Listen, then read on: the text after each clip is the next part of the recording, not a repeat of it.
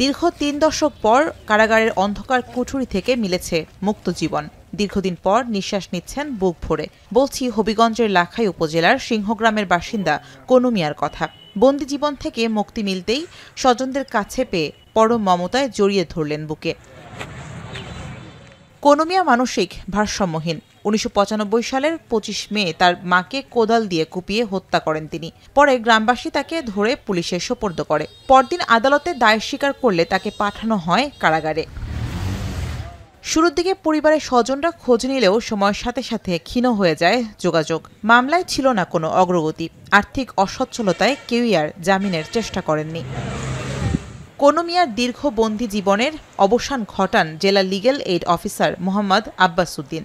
চলতি বছরের ৮ জুলাই কারাগার পরিদর্শনে গিয়ে খোঁজ পান তার। এরপর যোগাযোগ করেন মামলার বাদী ও পরিবারের সদস্যদের সঙ্গে। ৩০ বছর ধরে জাল, এখন বর্তমানে এখান থেকে নোটিশ গেছে, আমরা গার্জেন হিসাবে আইতাম।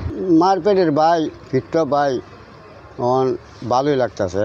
মানসিক ভারসাম্যহীন কনু মিয়ার জামিন একটি সংবেদনশীল বিষয় হয় উচ্চ আদালতের নির্দেশে বিচারিক কার্যক্রম স্থগিত ছিল। সব দিক বিবেচনায় জেলা লিগ্যাল এইড অফিসারের প্যানেলভুক্ত আইনজীবী এম এ মজিদ মামলার দায়িত্ব নেন। মানসিক রোগীর জামিন দেওয়াটাও জটিল। এক হলে তার নিরাপত্তার বিষয়, দ্বিতীয় লিগা তার দ্বারা অন্য কারো নিরাপত্তাহীনতা হয় কিনা সেটা দিকে দেখার বিষয়। সোমবার জেলা ও দায়রা জজ আদালতের বিচারক জেসমিন আরা বেগম কনু মিয়ার জামিন মঞ্জুর করেন। এরপর মুক্তি পান তিনি। ১৯৯৫ সাল থেকে একটা মার্ডার কেসে জেলে আছে এবং জানতে পারি যে সে লুনেটিক হওয়ার কারণে তার বিচারটা স্থগিত আছে। জেল সুপারের সাথে কথা বলে আমি জানতে পারি যে তাকে নেওয়ার মতো কোনো কেউ নেই। আমি পরে লিগ্যাল এইড থেকে তার জন্য একজন আইনজীবী অ্যাডভোকেট আব্দুল মজিদ ওনাকে অ্যাপয়েন্ট করি। কনু মিয়ার জামিন হয়েছে।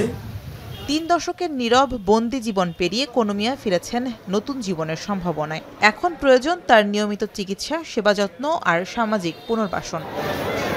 এখন হবিগঞ্জ।